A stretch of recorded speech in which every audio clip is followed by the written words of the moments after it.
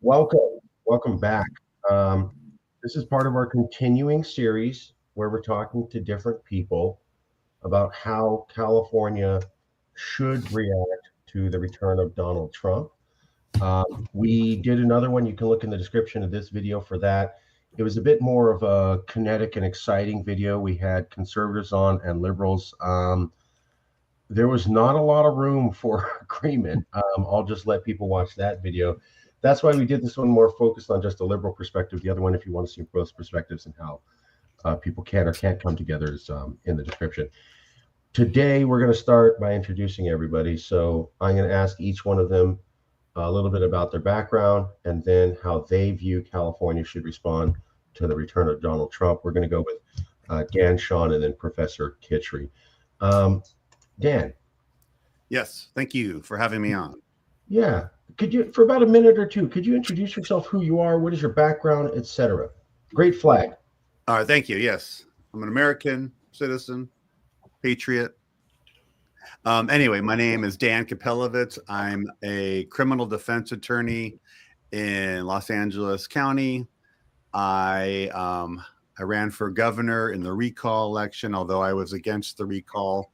I wanted to provide an alternate in case it went through. Then I ran for attorney general for the Green Party. And again, I knew it was a long shot. Wasn't really trying to win it, but we're just trying to get the 2% we needed to stay on the ballot for another 4 years, which we did do. And then I ran for district attorney this last time. And again, I knew it was a long shot. I ran to the left of Gascon, which obviously was not very popular. And we did a lot of debates, and people were threatening to kill me just because I truthfully said that violent crime had gone down. It's kind of ironic, but anyway. And so now I'm just seeing what happens in the new DA regime as well as the new Trump regime. And we'll see what happens. California did go kind of right wing a little bit this time. They did not want to outlaw slavery, which I was very shocked about. So we still have slavery in California. And they also voted for some pretty more tough on crime statutes. So we'll see how those play out. Okay. So, and we'll go to everybody, but just for briefly, just a few minutes, your initial introduction to the question, and then we're going to go to Sean, and then we'll go to Professor Kitry. Dan, just briefly, how do you view by yourself, on your own personal opinion, as a Californian, also as a American citizen, also as somebody with two eyeballs, working synapses, alive in the last 10 years, how do you view California should expect or react to the return of Donald Trump? I mean, this place did not respond well in 2016. He's back. How do you feel we should react?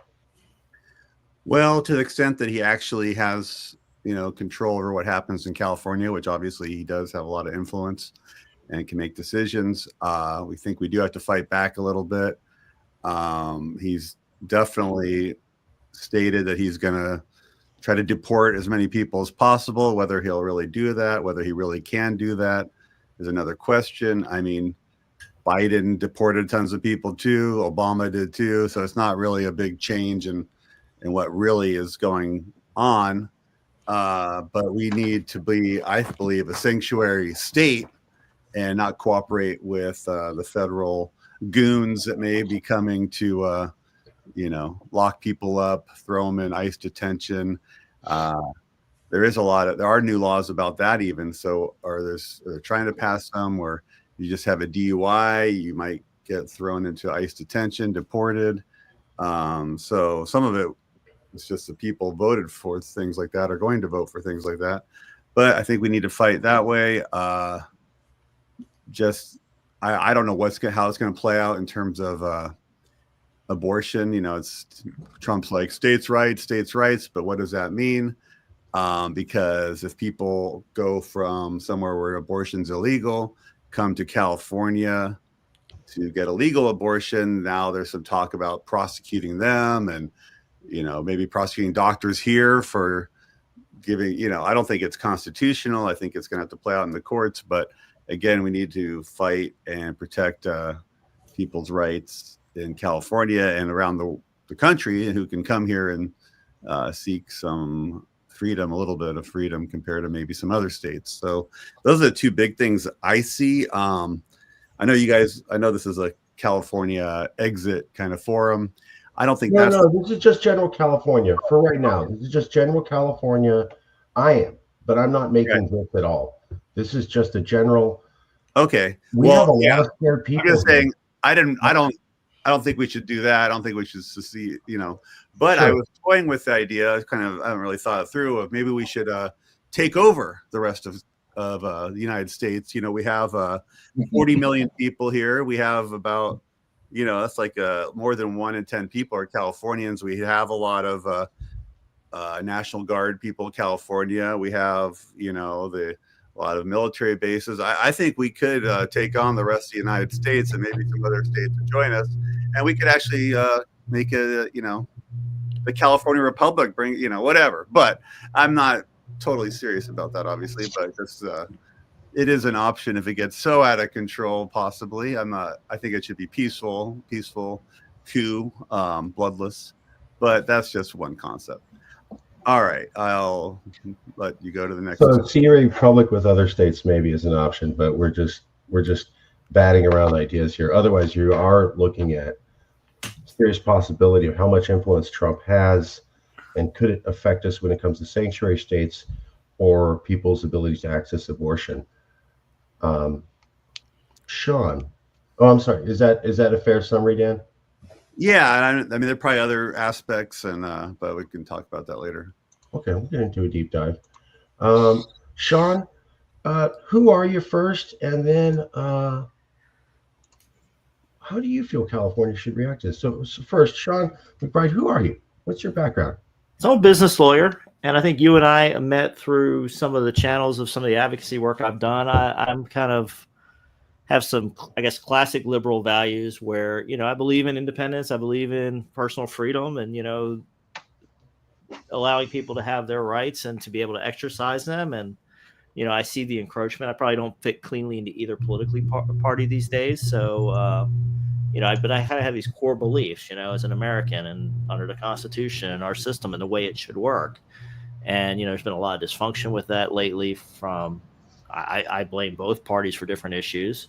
But, here we are, right? And so, I've been somebody else been speaking about that individual rights, people's ability to make their own decisions, not be interfered with, and to, allow people to, be free from too much government intervention, but meanwhile also be able to be part of a system that they want to be part of. And, these federalism issues, which I think we'll be touching on a lot today, is something I spent a lot of time thinking and speaking about, when I'm talking to different groups. And I think we're seeing a very interesting exercise in federalism here. And I think my personal take leading into the question. Yeah. How would you think California would respond or feel? I think we're going to see a lot of change in the next 4 years. I really do. I think it's coming. And there's going to be a lot of fights in the court system. How far the change goes, what happens, I think is to be determined. And I think, we're not going to know until we get into the middle of this exercise. But all indications are Trump's ready to hit the ground running. And, he's actually, I guess, got an organized team more so this time than last time, I think. He's got people who are actually operating, trying to start implementing from day one. And, what's interesting is, we saw a record number of executive orders when Biden took office. I expect to see a record number of executive orders going the other direction here in about a month, month and a half when this happens. So, we're going to see a flip of the government, and we're going to see, a lot of change attempted. The courts are going to put some limits around that. We're going to see what happens in the court system, how fast this change can happen. But I do think that there's going to be a lot of disruption. There's definitely one of my concerns globally is, where we are as a country, as a republic, is every 4 years now, it seems like we sway farther and farther on this teeter-totter, right? I mean, it's like one extreme, then we go to the other extreme, But yeah, I think we're going to see where this comes in. If we are really moving into a new era of federalism and states' rights, as Trump seems to indicate, then that opens some doors actually for California too. On the flip side, it's going to change a lot of things, but it should make the state stronger in some ways too, to be able to do more locally. Where it ends, I think that's what's interesting, and we're going to see is where does this ball land as far as how far does this go, and how much does the federal government change its interaction with the states. Thorough. Thank you. Finally, Professor Kitry. It's pronounced Kitry. And what is the origin of the last name? It means something in Slavic. Yeah, it's just typically the word for clever. The more west you go in the Slavic world, like the Czechs, it means intelligent. As you go east towards Poland and Russia, it means cunning. And I'll just leave that for your reflections. Nice. Okay, we spelled the Kitry there. Professor, could you tell us a little bit about who you are, and then how do you feel California should react to the return of Trump? Who are you, Professor? What is your background? Before I get started, I hope you won't think me presumptuous in saying that I'd like to dedicate my presence today to the wonderful people of Syria, who have got rid of another of those murderers and scum that unfortunately populate this globe. It's been a great victory, and it reminds us He'll be back in a second. that there's always the possibility of freedom, which is, of course, applicable also to our meeting today. I just want to put that aside. To continue, I am a founding director of the Center for Aesthetics and Politics at the California College of the Arts, where I'm also a senior adjunct professor. I also am the founding managing editor of the journal, which is in industrial dynamics, called Industrial and Corporate Change, published by Oxford and produced out of the Institute for Business Innovation at the University of California, the Haas School of Business, Berkeley. Okay. You're Californian, you've been here for a while, you've studied, you've seen the rest of the world. How do you feel Californians should react to the return, not the introduction, the return of Donald Trump?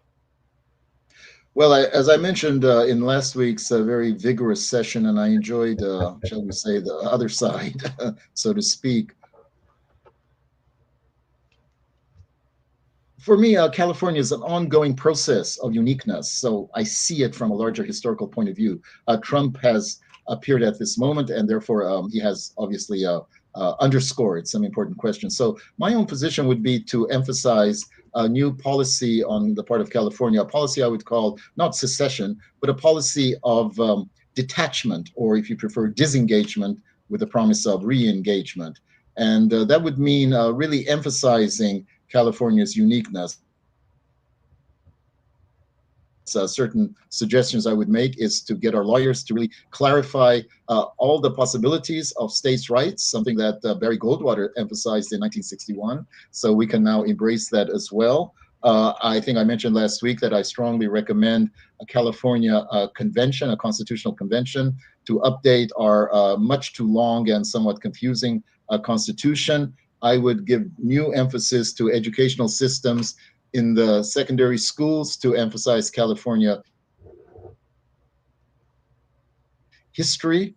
I would definitely encourage our governors, the present governor and future governors, to find like-minded governors in other states and work out common programs in areas that were mentioned earlier by Mr. Green. I'm sorry, Mr. Kapelovitz. Sorry, I mispronounced that name. And I'm also interested in this little piece of questioning. Namely, we know now that according to GDP, SDP, and so on, California is usually rated these days anyway as fifth. Over the years, I've followed that it's swung somewhere between fifth and eighth. So it's a substantial power. But there are those who say that, well, it's only fifth because it's part of the United States. That may well be true. But I haven't seen any extended empirical hypothetical tests. So I would also recommend us to embark on some kind of clear-headed and detailed test. what would it mean for California to be literally an independent state? To what extent would it drop significantly in its economic status? To what extent would it perhaps even grow? I don't know for sure. As I say, this figure of 5 just refers to the California being part of the United States. Although if you take away the California figures from the US still would remain number one, again, according to GDP rather than PPE. So those are some of the suggestions I have to make. I think I mentioned last week, if you don't mind my pushing my own products, one thing I'm bringing out is my next edition of Mountain of Paradise. of Paradise, my book on Greater California, 2025, where I bring everything up to date from 2013. Also on a cultural level, as I mentioned last week as well, I'm part of the new magazine in Berkeley called Dispatches, and this particular issue is very much concerned with the whole notion of what is a California culture. So both on the political and on the cultural level, I'm pushing my own publications in those directions. I guess that's all I have to say. All right. That was awesome. That was awesome. Thank you all for being here. I already noticed some similarities here. Sean and the professor seem to be somewhat open to the idea that there might be possibilities positively for California with federalism. Maybe. Right. I also want to tell everybody, please make comments. We will post them. Now I'd like to show you guys some facts, and then I'd like to ask your opinion again. So this is some of the research that I've done. I'm a lifelong Californian. I consider myself a liberal. I'm somewhat conservative, only fiscally. I'm super lefty on social issues. I grew up here as a minority. I'm very sensitive to that. My family left Texas because of racism. So I understand the idea that a lot of people, they're Tejano, which was the original people of Texas who were of Mexican heritage. And then Texas took it over and said, well, you're all Texans now. No, you don't get a vote. We're just forcing you to be Texans and you can't be part of Mexico. Just deal with it, which is illegal under international law. But you have this whole group of people that knew that America invaded countries illegally and did things illegally. So I grew up with that. And then the climate for Mexicans in Texas was super horrible. So my mom and mi tías and mi abuelita left in the 1990s, no, actually 80s, to come to California because they could actually be treated normally. So as they said, in Texas, Mexicans and dogs not allowed. So they would actually say that, back then. I remember a story from my mom saying she was at a dance and she had some friends in Texas, and these were the good ones. And they said they were at a dance and someone was approaching my mom, and she turned around and this guy saw that she's Mexican. And he's like, oh, I don't want to dance with a Mexican. And then some of her friends turned to him and goes, that's fine. She's one of the good ones. And that was them supporting. And then she's like, okay, we're getting the hell out. So I am exceptionally sensitive to the idea that there are people who are not treated fairly. Gay people, Muslims, refugees. California's 40% immigrant. I get it. I'm all about it. I lived it. I wouldn't exist here if there wasn't that impetus with my parents. Anyways, here's the thing I'm seeing. A lot of talk from California officials about how they're not going to put up with anything Donald Trump has to say. Mm-hmm. California will not help Trump's deportation plan, says Alex Padilla. He continued, we're trying to inoculate ourselves from those type of threats. Padilla emphasized California will not utilize state and local resources to do the federal government's job for them. We also have the anti-Trump resistance roars back.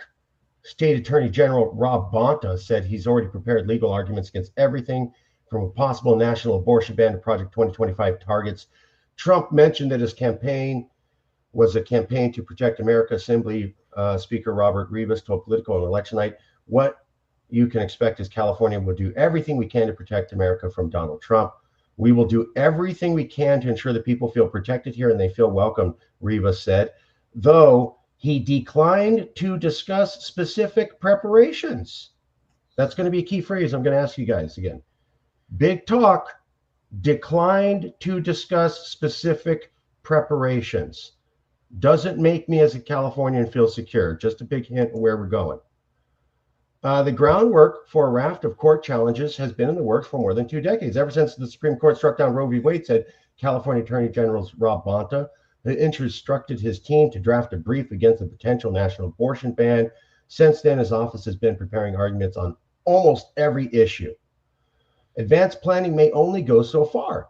While Bonta will turn to the courts to try to stymie the president's agenda, as his predecessor Javier Becerra did dozens of times during Trump's first term, he may find an icy reception from the conservative-leaning Supreme Court. That's going to be another key part.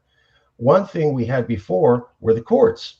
The courts stopped a lot of the insanity, and a lot of the most grotesque anti-civil rights moves were found to be in violation of the Constitution, said David Campos.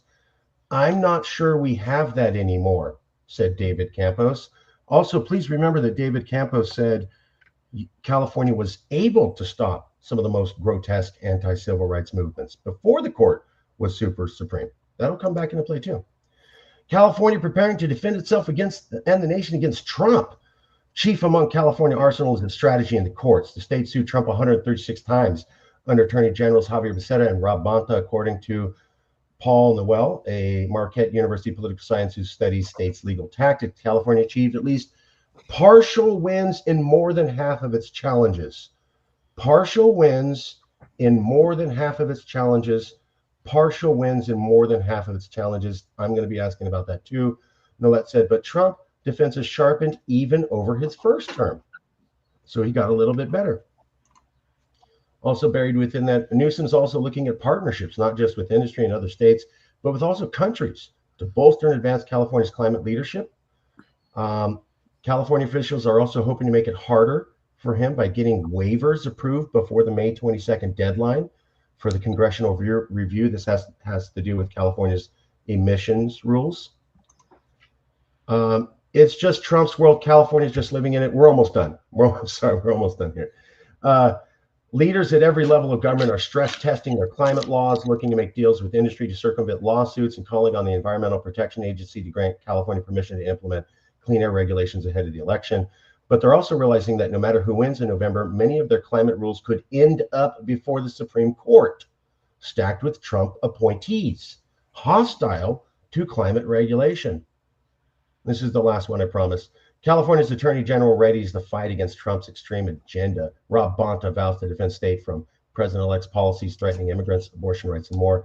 In Trump's first term, Bonta recalled California successfully fought Trump's public charge rule, which sought to block green cards for immigrants who assessed certain benefits, such as food stamps.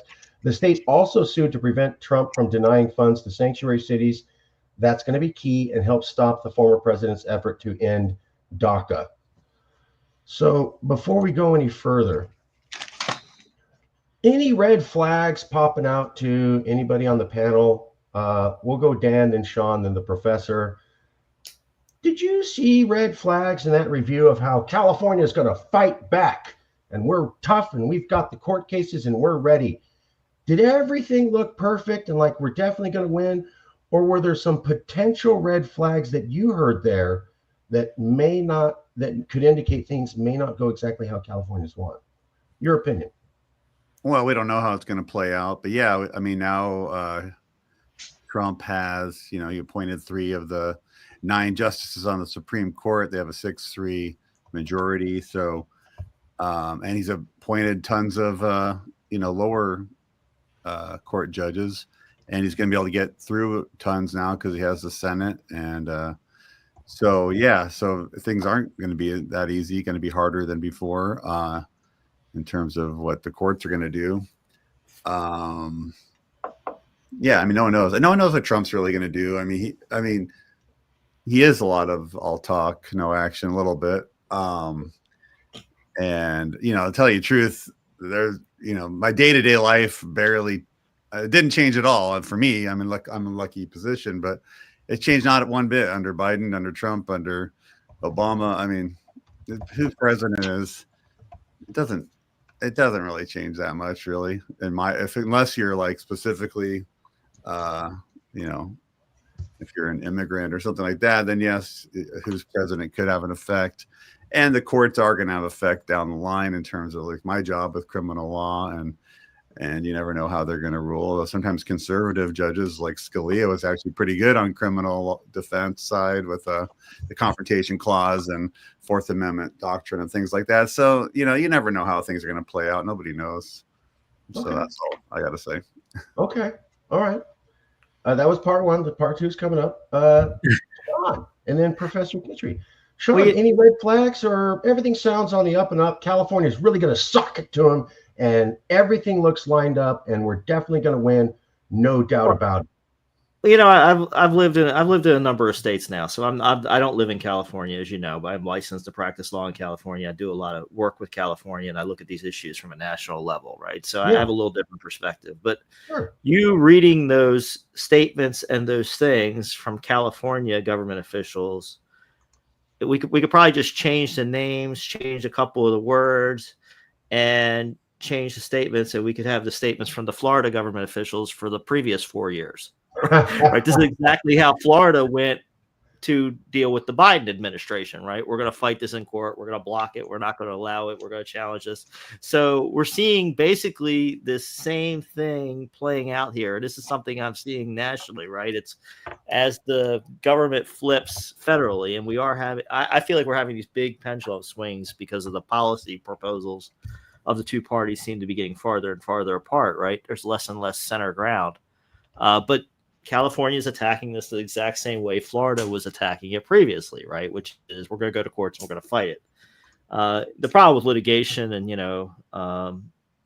never know what you're going to get, right? And that's whether you're fighting, over your children in a domestic case, all the way up to complex corporate litigation, which some of my clients are sometimes involved in, to planning a transaction, to this, right? To this federal government high stakes litigation over the shape of the government. What are the boundaries of the Constitution? What can each state do? So I'm not shocked by these statements. They don't look like complete battle plans, as you point out, Marcus. Like they don't know exactly where they're going to go here, right? They don't have all the details. I think that's going to be fought as they go. We don't know where the court's going to go. Probably somewhere in the middle. Both sides aren't going to get exactly what they want. We're going to have surprise rulings.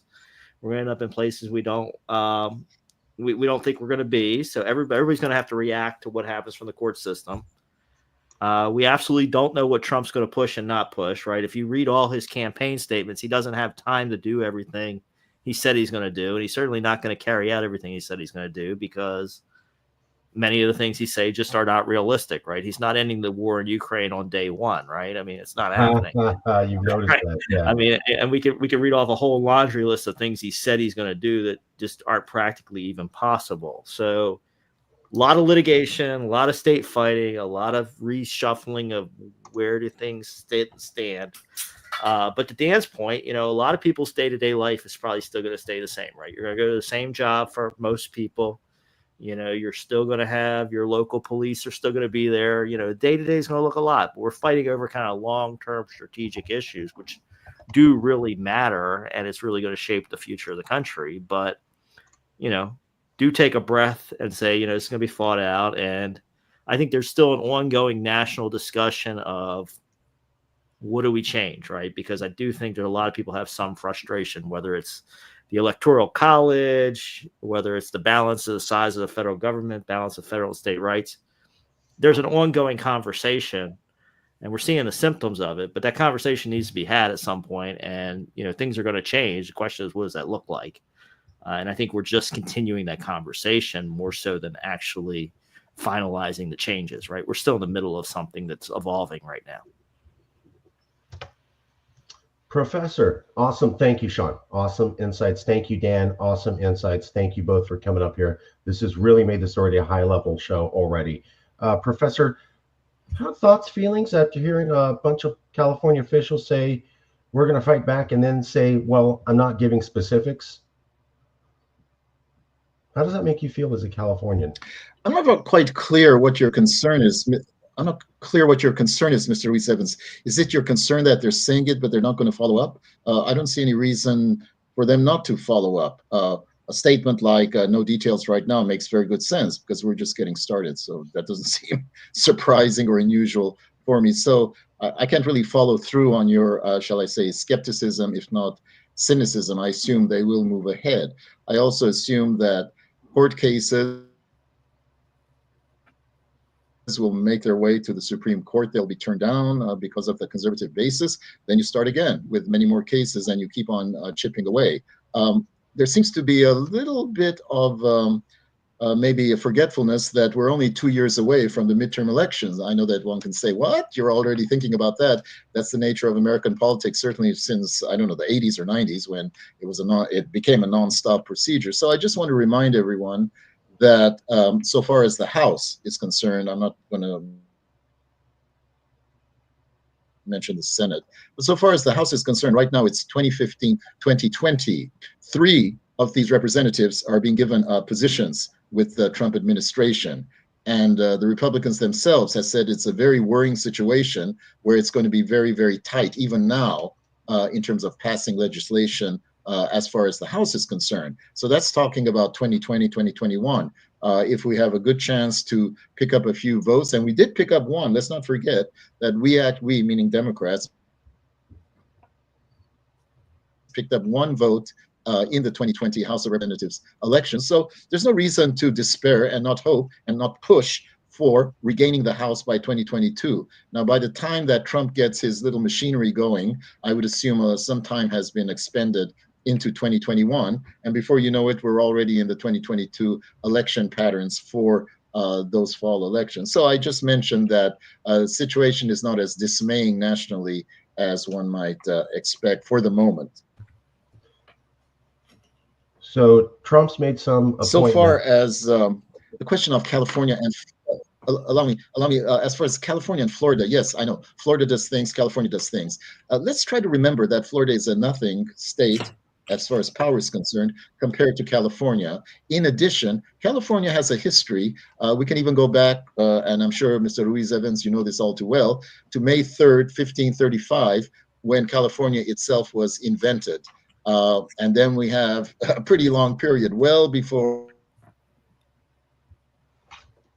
the American Declaration of Independence, of something called California. So we're dealing with a massive cultural force that's been developing, emerging, growing over the centuries, and has reached this present point of tremendous power. So I wouldn't actually say, well, Florida does this, California does this. I would remind myself that California stands really uniquely in terms of its status. And I would just bring that into account as far as how Californian and Californian officials can make an impact on the federal system in a way that I would say Florida, with all respect to Floridians to live in Florida, cannot. So there is a pendulum swing. Red states react to blue presidents, blue states react to red presidents, but you're saying there's a huge economic difference between California and Florida. Fair enough, fair enough. And I think also you're saying that Trump has appointed many people from the House, and so that could hurt the Republican stance in the House, and midterms are coming. And yes, we could get a new this is the Republican leadership. They've pointed out that they have a very tight margin once, again, those positions are filled.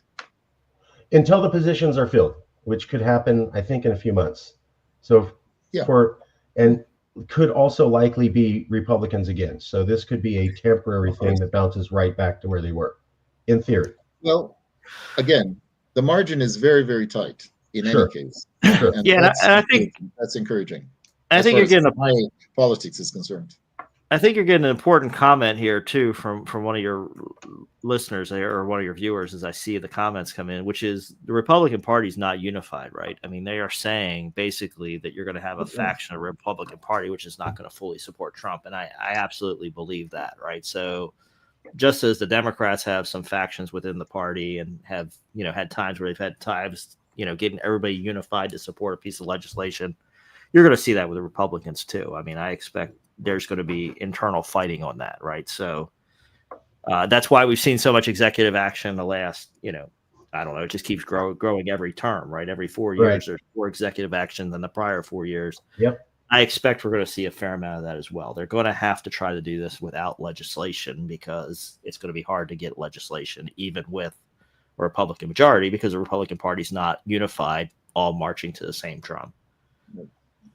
Fair enough. Fair enough. I do recall, though, that I understand the Republican Party has differences in it. For me, as a liberal, I was shocked, not just by January 6th. That terrified the hell out of me. I remember I sat there frozen for 40 minutes watching the TV station. Trash can in my hand. We were cleaning the house. I couldn't move.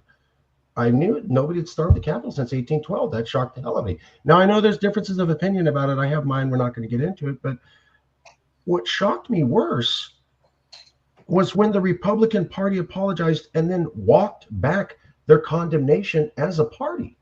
Right. I understand there's differences of opinion in the party, but when they unified for that, I never thought I'd see that in my life. That was a level of unity that shocked me. I'll just leave it there. There's differences, but sometimes they do come together on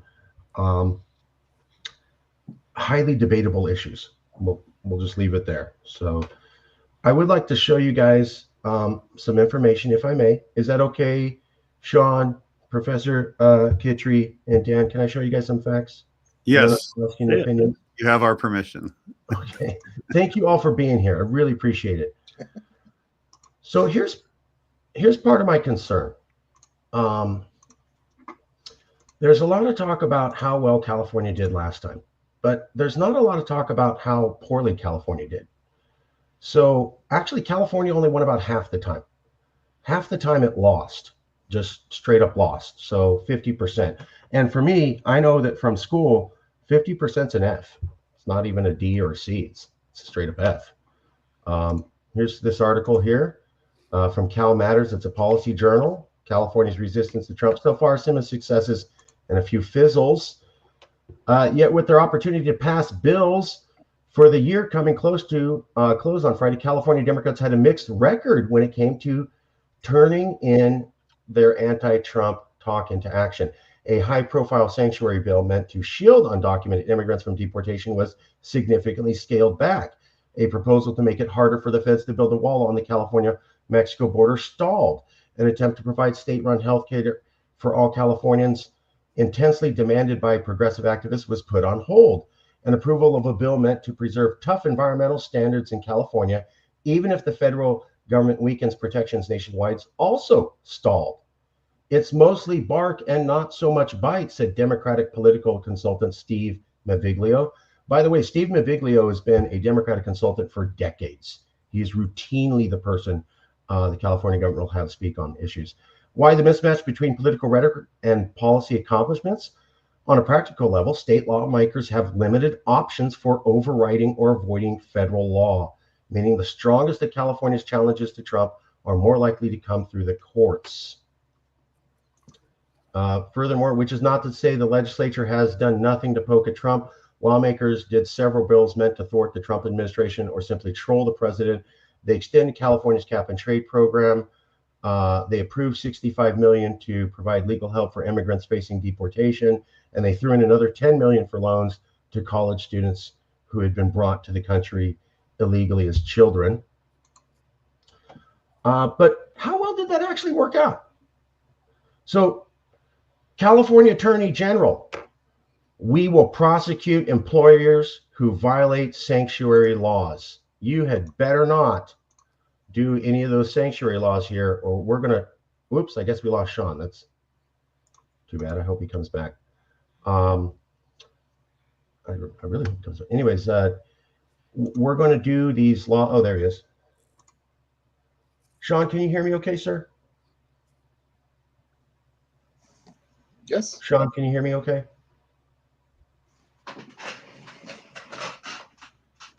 Okay, I'm going to assume Sean is, second here. 1 second. Sean, you can see me okay? Okay, great. I'll just add a little technical issue on this end. Oh, sorry. No problem. No problem. So California's resistance to Trump so far, semi-successes. A lot of bills that they proposed, they scaled back or stalled, or they put on hold, or they stalled out. California did say we were able to fight Trump by extending the cap and trade program, putting more money for legal fees to help DACA children, and putting more money for college degrees for DACA children, of course. But when we look at the actual results, this is not what I'm seeing from California officials.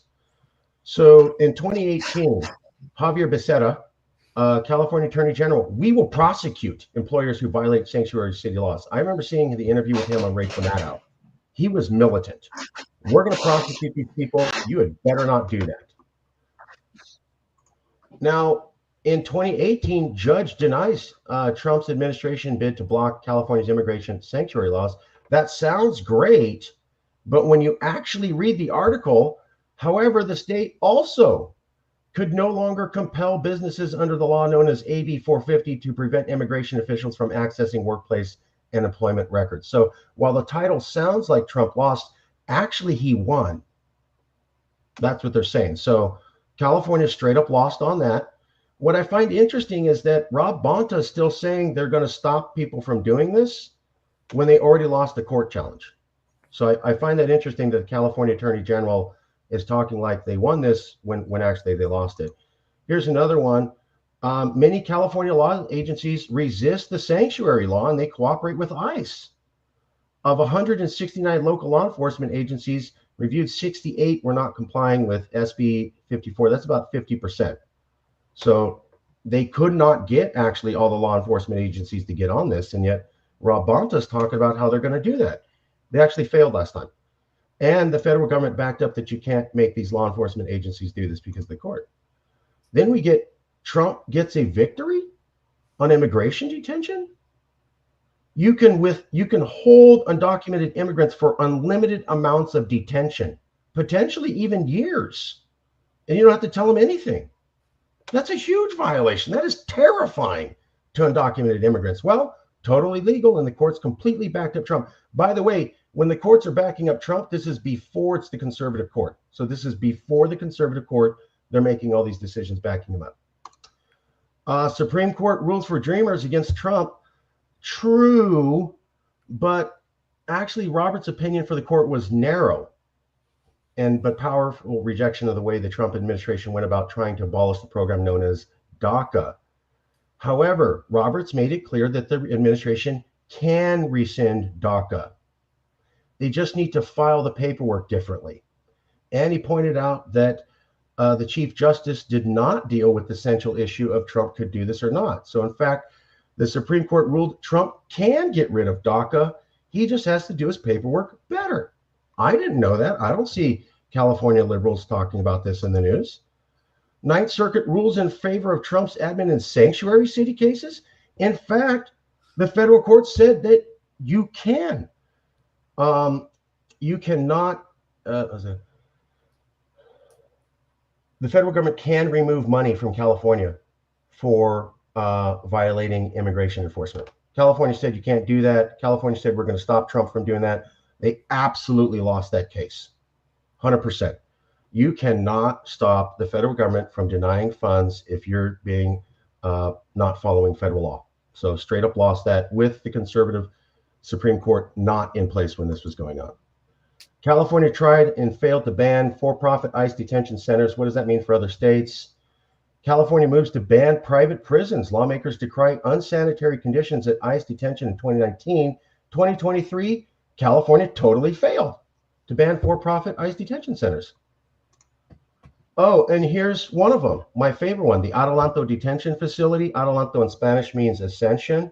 I find that particularly disgusting because these people all ascended mostly there, not all of them, but most of them.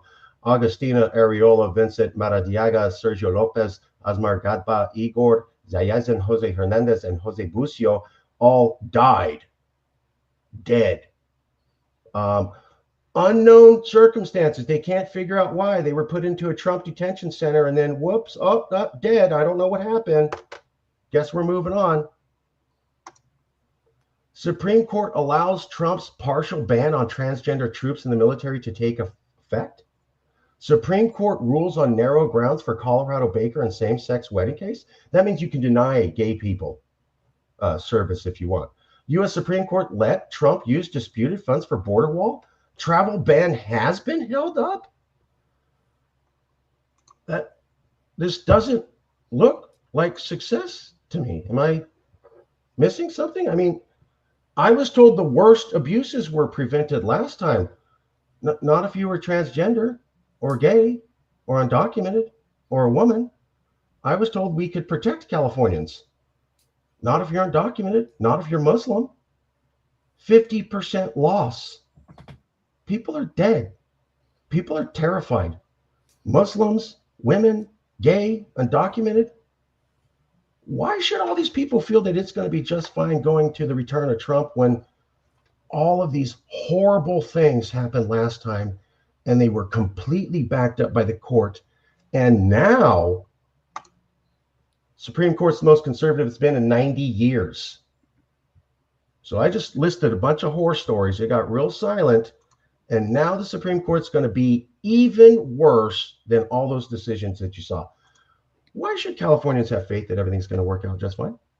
Well, for one thing, what you pointed out, actually, it's California's fault, a lot of it, because as you pointed out, they're not that progressive. Their own legislators, California legislators, like watered down stuff, and you know, Newsom's not really that progressive. He shot down a ranked choice voting bill. He doesn't let people out of prison, even though the parole boards have approved them. I mean, he's trying to run for president. He doesn't want to be too progressive because he thinks it's going to hurt his chances next time.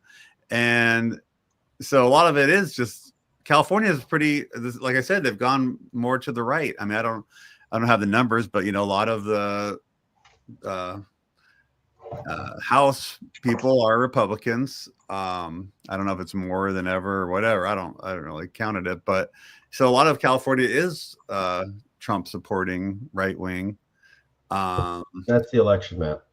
Right. So there you go. I mean, the coast of California is pretty liberal, and then you know the other areas are pretty conservative. I know when I ran for office, you know, it's definitely like that. I got, you know, lots of votes in Humboldt County and LA County, and you know, not very many in some of these other counties. So, I mean, California isn't just a total progressive state. Obviously, it's you know, the country itself is, you know, it's basically 50-50. I know people think it's a landslide if you win like 52% to 48% or something, but if you really think about it, that's basically 50-50. I mean, that's just the nature of America, basically. So,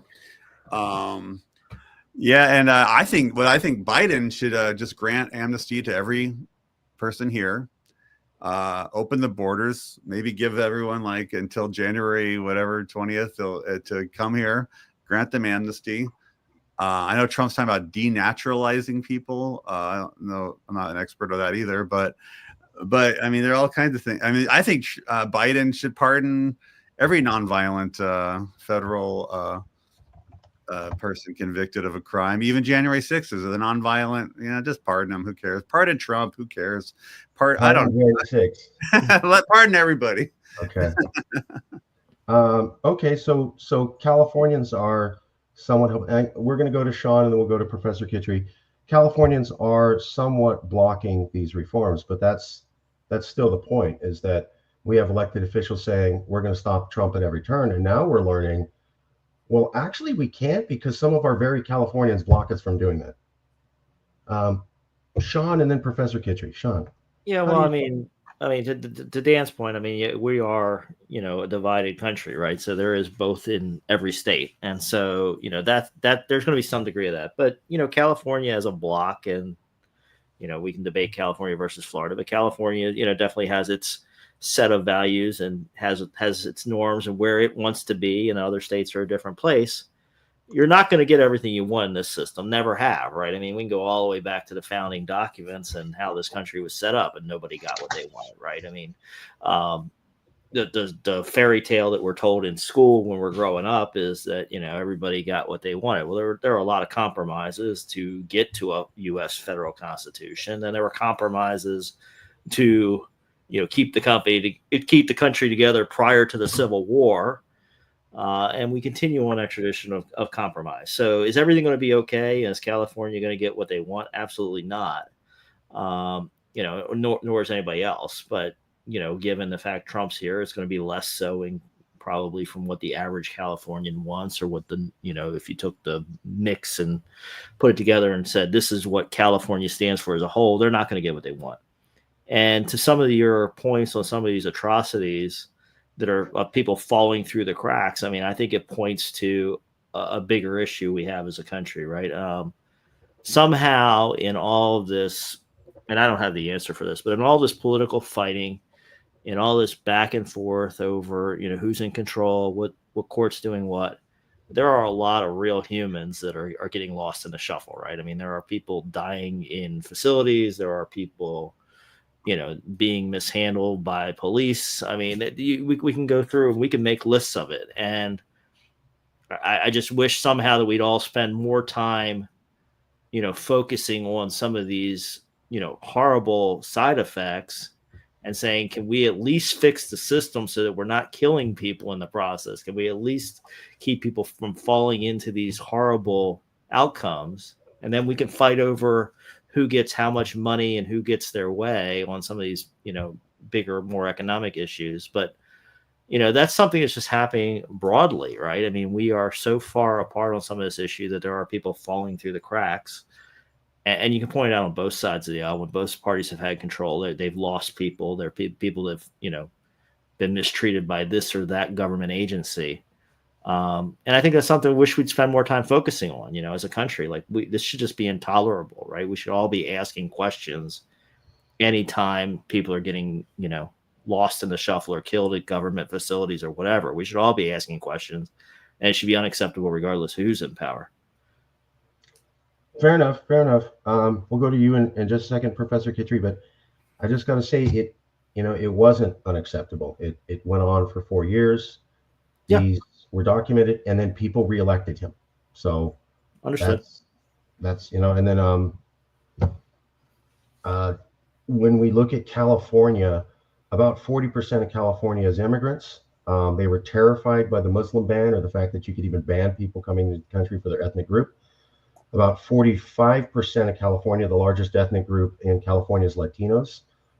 Most of them have undocumented immigrants in their family, like me. Most of them were terrified, or were terrified for losing family members.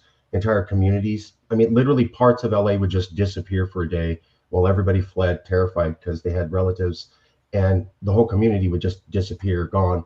People would live in fear. And then we have about 10% LGBTQ. We're approaching a majority of our population in California who's affected. Just putting the demographics out there. That's scary. No? A little bit. I mean, I think there's a lot of people that are getting really, lost in the shuffle, or whatever you want to call it. But we're focused on some of these issues, and we're not focused on the real humans at the end of the day. There's 350 or whatever the number is these days, people in this country, 350 million people or whatever the number is in this country right now. And, we're losing case by case because we're so focused on big policies that we're, everybody should be showing up locally and asking lots of questions when somebody dies in a local detention facility and there's not an explanation, right? I mean, that should be something that we should all just pause and say, hey, this is a travesty. Or what about it's legal to discriminate against gay people as a business? Or what about it's okay to ban people from federal service because of the way that they identify? Those things have been outlawed for decades, and then they were undone in a less than super conservative Supreme Court. Wouldn't that be scary to those people, the LGBTQ people, the transgender people, the Latino people? I mean, he's starting to knock out major groups here. Anyways. I mean, yeah. One thing I just wanted to add is that one thing that California could do, I think it'd be huge in terms of immigration, is that they could make it a law that anyone facing deportation has a right to a free attorney, and then they'd probably deal with helping people get out of ICE detention and fighting for them and keeping them, their rights. And I've heard of like children are like representing themselves who don't speak English, or representing themselves in immigration court. Is insane. So I think that could be one really huge thing that California could do. Whether they will, probably not. And yeah, I agree with you. Go ahead. The Biden administration prevented lawyers from going to see those Latino children. That's why the Latin children are representing themselves, because they were denied lawyer access or Red Cross visits, or I think it was International Monetary Fund observations. It's largely locked off. All we saw was the initial pictures when the Biden administration took over, where they took it and they said they're not cages anymore, they're containers, because they put thin green ribbing through the cyclone fencing to make it look a little bit more green, but the kids were still sleeping on concrete floors and defecating and urinating in plastic bags. But yeah, so I mean, maybe, but what if the federal government denies them access to lawyers? How we can't do anything then, right? Well, I think I don't think they could deny them maybe going to a federal facility, but if they're going to courts, they're not going to. Sure. But while they're grabbed off the streets and then put into a for-profit prison or some federal detention center where we saw 6 people died, we don't know what's happening to them there, and they may not get access to lawyers during that period. And we also know that that period could be unlimited according to the courts. So it could, in theory, be months to years before we're actually able to get a lawyer to this person, in theory. Yeah, I just heard that right after Trump got elected, ICE was actually arresting people immediately after Trump got elected. Yeah. Well, the other thing that scares me is Donald Trump during the Republican National Convention said that he wants to reenact the Eisenhower deportation ban. So the Eisenhower, he literally said that during the Republican National Convention. I want to do the Eisenhower deportation ban. It was super awesome. It was one of the best things ever. The official government name for the Eisenhower deportation ban was Operation Wetback. So he accidentally chose a federal policy that the term was called Operation Wetback. And it also was a term where they deported American citizens because they look Mexican. And he mentioned none of that while standing next to J.D. Vance, his vice president, who got into office for running a television commercial that said, "Do you hate Mexicans?" Not making that up. Let me show you real quick. There's Mr. Vance. Do you hate Mexicans? I don't. And I don't know why you should do that to win political office. So that's a little bit terrifying to Latin people. I don't want to hog it up. I want to go over because I have more to show and I want to get more responses from everybody. Thank you, Dan. Thank you, Sean, for being here. I'll come right back to you guys. Professor, how should we respond, in your opinion? Let me unmute you, Professor. What's happening here? Can you hear me? You're on. You're on, Professor. How should people respond? Okay. I'm, of course, listening. I'm listening very carefully to the many cases that you brought up, and rightly so. Again, anyone who studies politics at any level knows that to talk about it's okay to feel safe or not to feel safe is just a cliche, and one needs to put that aside. Politics and power are very, very difficult matters that are being adjudicated all the time, and one wants to maximize one's advantages in those kinds of battles. So just starting off and talking about California is no different than other states in terms of 50-50 and so on is a mistake. There's definitely a tilt, I would say, to a more, at least, a quasi-progressive overview by Californians and California voters. Now, the fact that they don't follow through on it, and I'm glad that you're bringing up these many cases, Mr. Ruiz events, is just another prop to say, let's get a little more concentrated, a little more coherent. Let's push our elected and appointed officials to follow through on what they supposedly are supposed to do. And so that's a realm of politics. There are all kinds of blockages that take place, and all one can do is, as you're doing, bring it to our attention and to the body politic, and trying to get forceful movements going in that direction. Overall, it's worth remembering that although California is let's be blunt, it's a Latino invention and was for centuries and has been, it's only relatively the last 20, 30 years that the population has surged to such an extent that now, as you correctly point out, it's not only the plurality, but it's increasingly the plurality. So everything is understated as far as Latino presence and Latino power. And I can only hope that, again, the Latino population takes advantage of the power that they intrinsically can bring into play. I think that as that increasingly happens in terms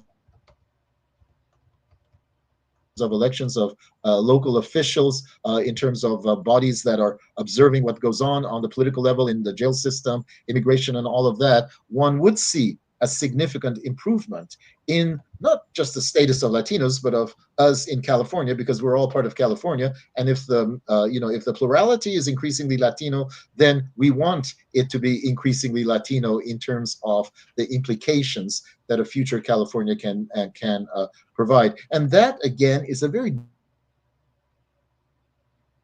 different process going on than the rest of the country. I realize that there are minorities. I'm not sure what the figure is in Texas, or for that matter, even in New York, but certainly California stands alone in terms of the prominence of the Latin population, which has not yet reached even closely what it should have in terms of its power and its presence in California society. So for me, it's an ongoing process, and it's a process that's going very much against the priorities of the Trump administration, which will definitely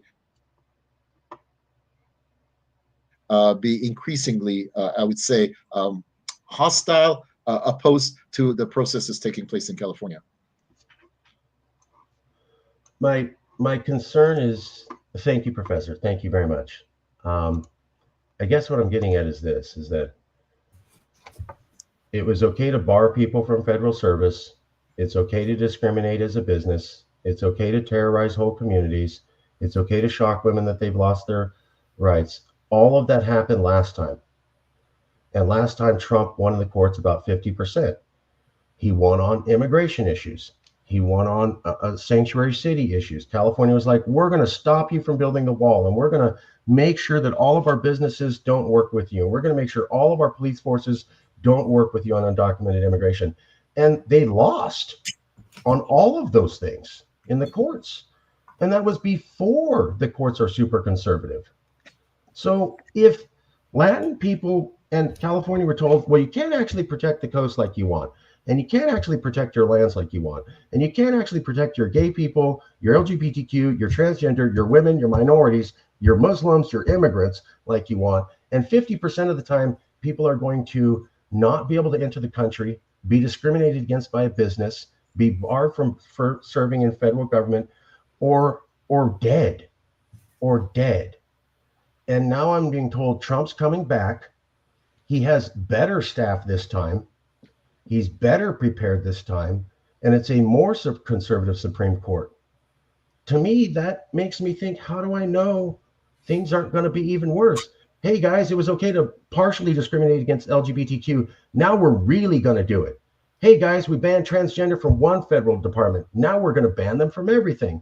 Hey, guys, we did this with Latinos. You can rip them off the streets. You don't have to check their ID. You can keep them in undocumented detention. If people die, we don't ask questions. Now we'll make it 5 times the number of dead Latin people and deported Latin people. And by the way, some Latin people who were U.S. citizens got beaten in the detention facilities. And then 2 weeks later, it comes out, oh, you're a U.S. citizen. We don't know why you were there. Thank God you're alive. So there are instances of Latin people in California, U.S. citizens, who are beaten near death. And then we're told, don't know how you got in the system. Sorry, hope that's cool. Why should gay people, women, minorities, Muslims, Latin people not feel that it's going to get 200 to 500% worse next time, given that Trump won half the time, and now he's even more prepared and has an even more conservative Supreme Court? And by the way, this conservative Supreme Court has no problem undoing precedent. They've done multiple decisions where they undid a 40-year and then a 60-year term of precedent. So given all that, why is it not reasonable to be a little bit scared in California? Professor, we'll go first. Yeah, let me just, there's a little bit of unclarity in the way you're presenting matters from, sure, at least my point of view. There's a distinction between, as you correctly point out, the increased danger this time of a Trump administration, of a powerfully conservative court, and what you were already bringing up, namely that what there is already available on the California side hasn't been properly pushed, right? There's been a failure on the part of the California side to fully take advantage of what could be done. And I would say that's a task, right? That's what one wants to concentrate on now, without in any way, of course, understating the danger of a new Trump administration. So it's that which it seems to me one can really make improvements on, from everything I understand from you. And that's a separate matter, although connected to the Trump threat is worse than ever. You're right. You're right. California, in some of its Trump resistance bills, wasn't able to get them off the ground because of business and other interests here. However, true. But there were also many other times where California was able to launch a resistance, largely legal, and it's straight up lost in the courts. And that happened about 50% of the time. So you're right. And Dan, you brought this up too. We had some Californians who were stopping us from doing the right thing. Totally, we need to clean house. You're right. But in addition to that, there was also you just lost straight up at the federal system. Yeah, no, you talked the big game. You said we got Obama's attorney general, and you still lost half the time. And when you lost, people get discriminated against. They get barred from federal service. They lose civil rights they've known for 70 years since their grandmother, and they live in terrorized communities. Why should someone not be a little bit scared going forward? Well, they should be, but also a lot of things. Think about it. The Supreme Court was 5-4 for conservative for all this time. Yeah, they have an extra vote now, but you only need 5, so it's not like. Yeah. And yeah, they have gone way to the right with overturning precedent and Roe v. Wade. They could use those same arguments to outlaw interracial marriage, gay marriage. I mean, it's the exact same argument that those aren't laid out in the Constitution, and that people are reading those into the right of privacy, etc. So yeah, they could do all that stuff theoretically, and yeah, it is scary. But also just in terms of detention, state-run detention centers and jails and county jails, people die in those all the time too. Those need to be fixed too. I mean, yeah, private prisons is a bad thing because they have this profit motive maybe more than the state-run ones. And now, since we upheld the slavery use of inmates as slaves, and that gives them more motive to keep people in there longer and throw more people in prison. There's that judge who is like making deals with juveniles, and things like that could happen theoretically. And yeah, no, it is scary. I don't want to downplay it. And yeah, and the professor's right. Yeah, California is definitely more progressive than 50-50. I mean, there was no question that Trump wasn't going to win the California thing. So yeah, it is true. We are a more progressive state, one of the more progressive states in the union. So that's all I gotta say. Comments from anybody else? Professor, and then I'm sorry, Sean, then the professor. Yeah, well, I mean, it's interesting here. Another one of your comments is California will not be able to fix ourselves until we no longer have the federal government telling us what we can and can't do. Right? Again, this is another comment, that I've seen the other way. Right? Everybody, when they're not in power, doesn't like the being told what to do. Right? So, again, seen this in Florida. We are sister states.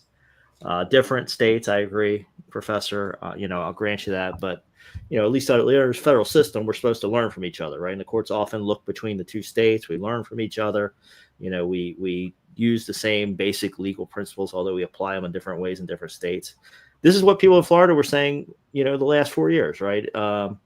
We can't fix ourselves because the federal government's telling us what we can do, right?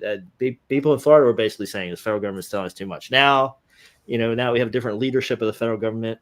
We have people saying, well, don't tell us what to do, right? This is a issue that's been going on for the 240 years of this country, right? Is how does the federal government and how do the states interplay with each other? How much do we tell each other what to do?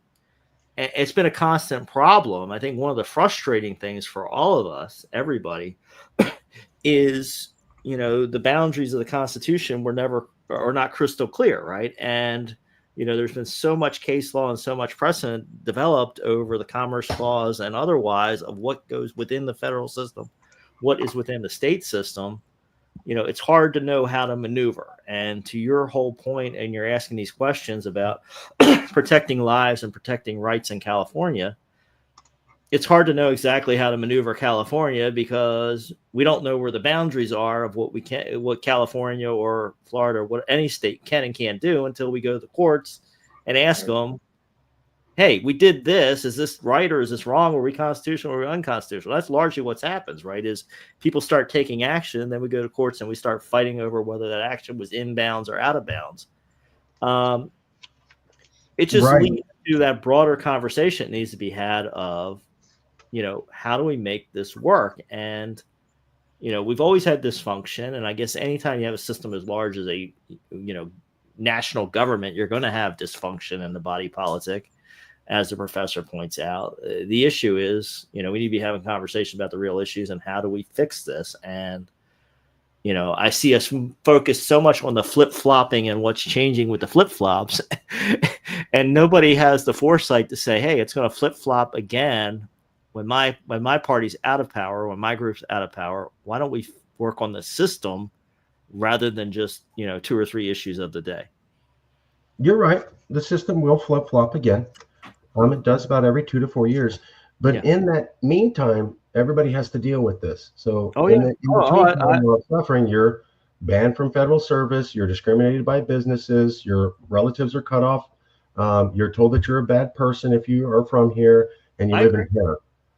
Well, I'm saying, what I'm saying, the part of the conversation, I think part of what you're trying to advance here and part of what we're hopefully adding to the day is how do we structurally fix things so that we stop playing this game every 2 to 4 years, right? Or how do we, you go. There's going to be some degree of it, right? Elections are going to move different directions, but how do we get more stability where everything doesn't move so much every 2 to 4 years so that people can plan their affairs, right? That is a real question that rests on my mind often. But the scary thing is that women had this idea that they would have access to abortion everywhere. Mm-hmm. And immigrants had this idea that we would never do a ban based upon ethnicity. And gay people felt after 2005, 2010 with the Gay Rights Constitutional Amendment that the idea of discriminating against them would not happen. And undocumented immigrants had been largely protected in California since at least the 1980s, or about a period of 40 to 50 years.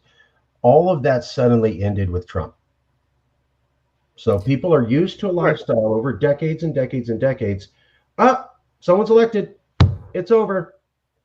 And then we have a Supreme Court that comes in and goes, oh, were you guys used to doing things this way over the last half century? Yeah, we're just going to blow that up because we're cool with that.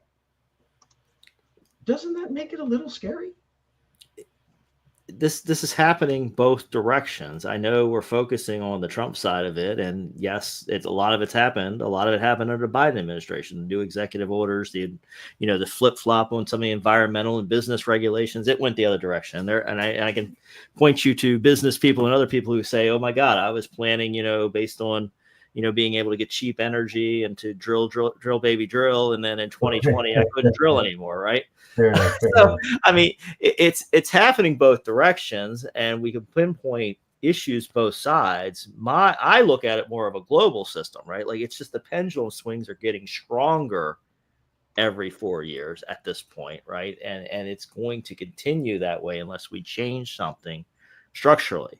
But yeah, I mean, this is there's a lot of uncertainty for everybody because there's the Constitution's relatively short. It's subject to court interpretation of what these words meant, and they can change their interpretation of what was written. Most of it was written over 200 years ago. Some of the amendments were a little bit shorter term, but then a court can come in and say, well, yeah, you wrote that, but I didn't mean that. I mean, I was talking to somebody on Second Amendment at a meeting a couple weeks ago. And they're like, well, how can we, how about this government regulation of guns and that government regulation of guns? And well, I'm like, if you read the Second Amendment, it's very short, right? It says the right to bear arms shall not be infringed, right? So if you read the Constitution and what it says no government intervention with guns, right? Like criminals could carry guns if you read the Constitution in its strictest wording, right? But nobody seems to argue, and even conservative people that I was talking to seem to agree. There is some role for government in regulating, who can have guns. But if you read the Constitution and the actual written text, you wouldn't come to that conclusion. And so, yeah, I mean, what's happening more and more, though, I think, is we're changing the interpretation. It's causing some uncertainty and instability, and people are making real live decisions based on an uncertain system. And that's happening throughout the entire country right now in many different facets. Sean, thanks for coming out. Dan, thanks for coming out. I really appreciate it. I got one more question for you guys. I really appreciate you participating. Professor Kitry, though, I want to ask you, given everything we've seen, thoughts, feelings, sir, as a Californian, we have a lot of affected communities here. Are they reasonable to feel at least a little bit uncertain about the future? Let me just turn towards Mr. McBride's comments a moment ago. The notion that right now we're at some extreme point. We're almost always at an extreme point. The non-extreme points are very rare, at least in my lifetime, and I only need to bring up the 60s. If we look into the 60s, the statements there were that everything was falling apart, as it was, because when you push for incredibly new ideas, even if you could say they're somehow contained in the idea of the Constitution, there will be earthquakes, as there were with the civil rights movement and so much else that happened in the 60s. And so similarly now, I think far from regarding it as a depressed period, I think it's because strong progressive ideas have become so important. Who was talking about transgender rights? Who was talking about women's rights? Abortion even before a certain time period. All of that has become more of a conversation point because of gains that have been made over time. And one has to remember that whatever the Constitution structure is formally, I have some things to say about the Second Amendment, which I won't bring up now. Please. It's the case that overall, one develops ethical aims for a society, for a state, and they have to somehow fit or challenge whatever the formal rules are at the time. So that it's not surprising that at certain moments one becomes more states' rightist. If one lives in a particular state, this is a federal system. And in other times, one is emphasizing the federal right to break down segregation in the South. None of that is, I would say, surprising if one has a sense for politics. So once again, my own feeling is that, yes, don't feel safe, but don't also feel frightened. Feel confident that there are enough people on your side in terms of positions, moral, ethical positions that exist today in California. I think there's a lot of promise there, which one shouldn't understate. But in not understating it, one shouldn't swing to the other extreme and say everything is all right. Everything is never all right. Let's be blunt about that politically. There are always groupings who are suffering unfairly, and they need to be addressed. And that's part of what we recognize as the whole task of coming up with a true polity in, let's say, in an Aristotelian sense. So I think you're saying things are rough and tumble now, but we've had rough and tumble periods before, the 1960s, etc. I had interviewed about 200 professors of political science for a book I'm trying to get published called Talking to Giants on the Deck of the Titanic. It's a good book, too, from what I've read. Thank you. You have seen it. Yes. Thank you. The professor's seen it. I'll send copies to anybody. Although pre-Trump victory, so maybe some adjustments. Victory, yeah, fair enough.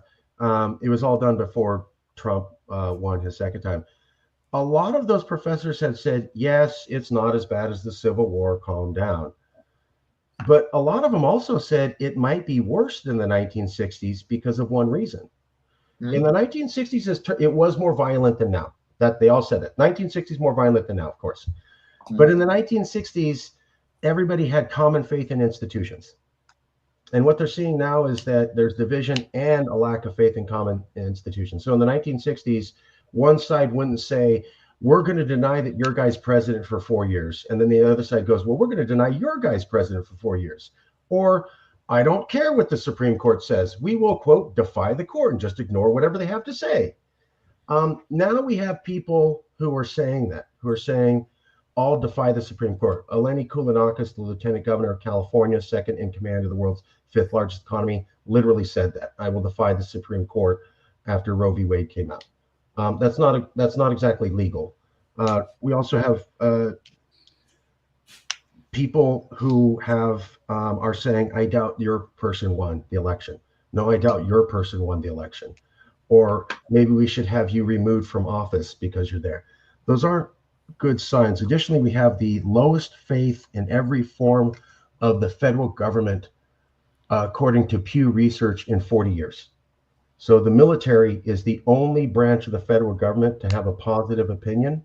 The House, the Senate, the Supreme Court, federal government in general, lowest faith and support by the American people in 4 decades. And so some of the professors were saying, when you look at that, that is much worse than the 1960s, because none of that existed. You had division and people were on different political sides, but they still believed in a common system. Now you have people saying, I don't like you, and I'm not sure I want to be part of your common system, and maybe I'll refuse to participate in it. Mr. Evans. Please. Mr. Ruiz Evans, I lived in Jacksonville, Florida during the 60s. I can assure you that people were talking that way. I don't accept the results. We need to break away, et cetera, et cetera, et cetera. Okay.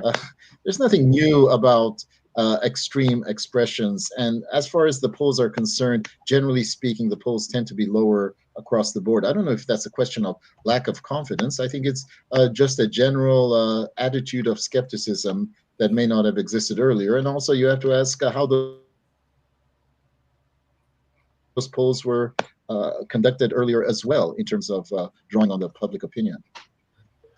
In other words, I'm not opposing the extremes of the situation. I think it's more like depression. When you're in a depression, you think it's never going to end, right? You can say to yourself, oh, I had a depression before and I came out of it, so it's going to be okay. But that's not the nature of a depression. Once you're in it, you think this time it's it. And that's exactly more or less what you're bringing up. This time it's it. Sure. Here's my perspective. But it's always it. This has been going on for about 240 years under this Constitution, right? I mean, the 13 original colonies were forced to come up with something to keep the British from coming back again, right? So that's how we ended up with our first Constitution, is right. We need to figure some way to get along with each other, because dealing with each other is better than dealing with that power. That's how the U.S. started, right? And I mean, this country has been on the precipice a number of times. And to Professor Kitry's point, almost every time we've come back and not gone over the edge, right? We went pretty far over the edge with the Civil War, obviously, right? I mean, that was a horrible episode in the country, and a lot of people died. We went way far there. I mean, can we go off the rails again? It's possible. Yeah. But the professor's point, almost every time we've figured out a way to keep it back on the rails. So the question is, what distinguishes a couple times where it got really bad versus the times where we just, people were really frustrated, upset, and just had to work through the period and get to the other side, get through the depression, as his analogy is, right? I mean, that's been most of the American experience, is just wait it out and it'll get better, it'll change. Sometimes it's internally, sometimes it's from external factors. This country is constantly changing, as is every country. So I get that point. There are still questions, how do we keep from having it fall apart again? I mean, I keep thinking back to an interview I saw with Doris Kearns Goodwin, who wrote one of the Lincoln biographies. And, and she said what she sees now is akin to what people saw in the 1850s, which is everybody has their own media and what they believe, and they're not talking to each other because everybody's in their own echo chamber. And I see that. That concerns me a lot, right? Because everybody's got their version of what they think the country is and what they think it is. And they can actually go out and cite media that says that they're correct.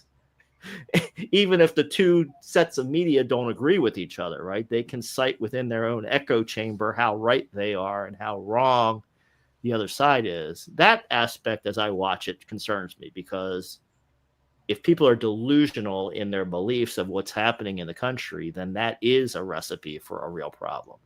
If everybody's facing the reality and working for solutions and coming up with compromises, we're in a much different place. That's a good point. That's a good point. So you guys are saying, hey, we've had bad times before in the past, and we got through them. Okay. All right. Fair enough. If I could show a few statistics, though, just briefly, real quick here. So I understand we're looking at a 200-year period. This one is faith in U.S. major institutions going back to 1979. It shows we have the lowest level of faith in all U.S. institutions, basically pushing the last half century.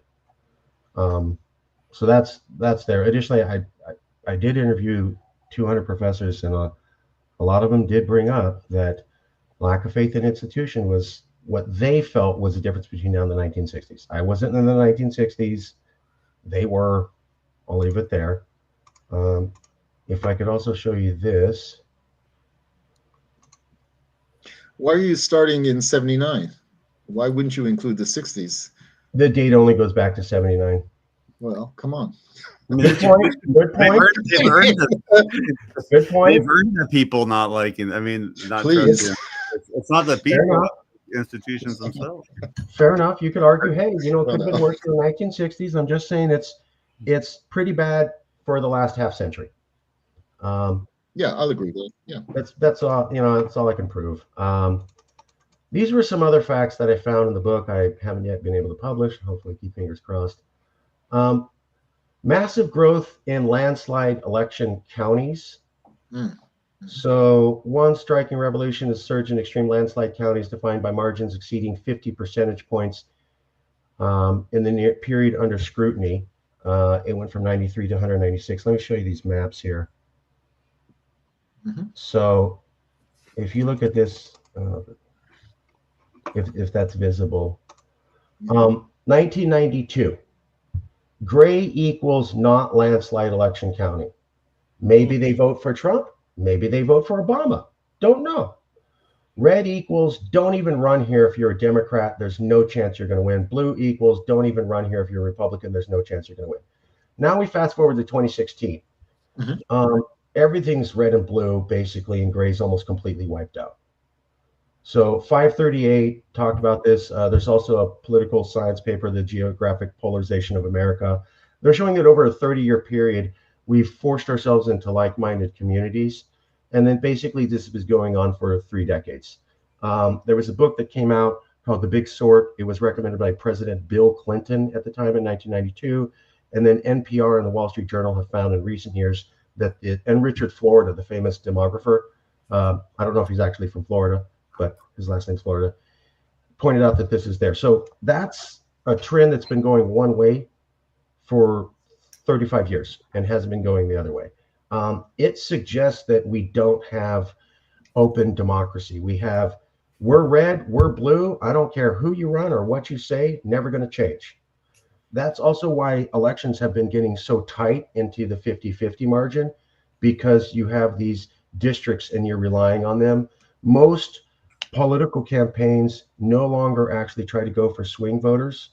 I was told when I interviewed the 200 professors, they actually focus on getting the vote out for their already existing voters.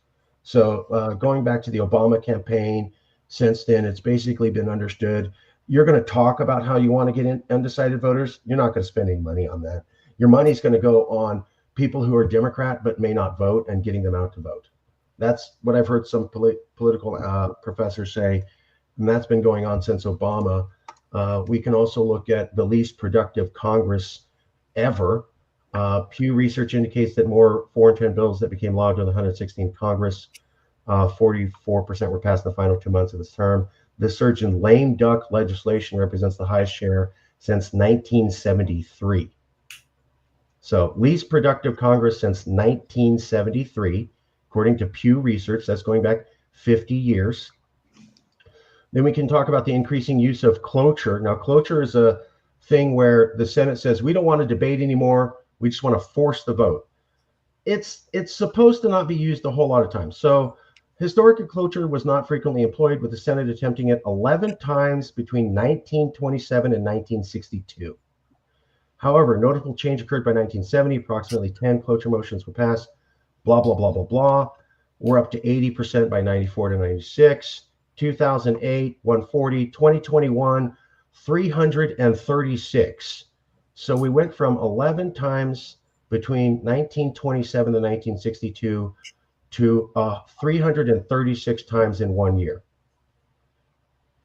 Expanding duration of continuing resolution. So usually Congress would be able to pass a budget because they could agree on what they wanted to fund. That's basically been blown out. They can't really get and agree on a budget. So they have these things they call continuing resolutions where they just kick the can down the road so they don't actually have to debate. 2000, Congress utilized the continuing resolution for about 3 months.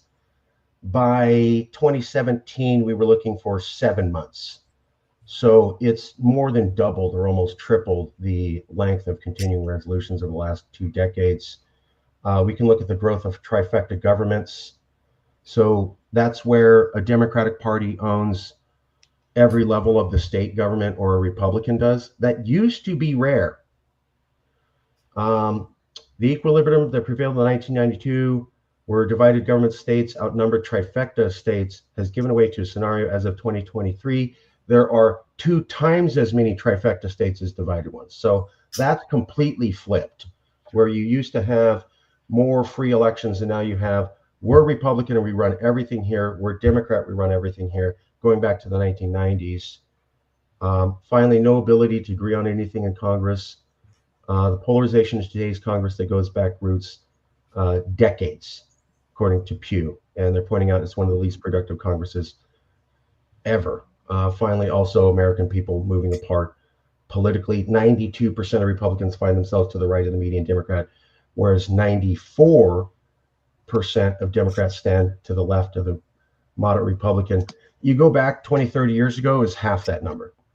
So these are what statistics the professors pointed to me. We have the least productive Congress. We can't debate anything. We force votes through. We can't pass a budget. We don't trust each other, and the American people have the lowest faith they have. Now, you're right. The statistics don't go back to the 1960s, but they do go back to the 1970s and the 1990s.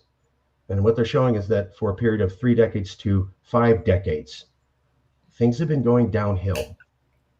How does that mean we can turn America around and make California a safe country when for the last 3 to 5 decades, according to multiple indicators, it's just not working and it's increasingly falling apart?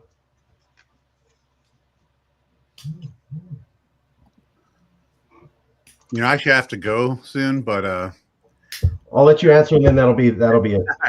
Yeah, I mean, I don't know. I think we need to change like the whole system. We need to get ranked choice voting. We got to get third parties in there. It can't just be Democrat, Republican. More representative government. Just this 2-party system, and I don't know. It's just, but all the stuff you say, like not trusting the institutions, maybe that's good because they're not trustworthy. And if why is it so bad if it's California, we have the House and the local government, and we like that. So I don't know why the trifecta thing's necessarily bad. It's just some states want to be this way, some states want to be that way. It's the will of the people. They're pointing out that you used to have a system where sometimes you'd go left, sometimes you'd go right. And now what you have is every time, no matter what, we're right or we're blue. And when you look at that over the decades, you can also match that up with Congress.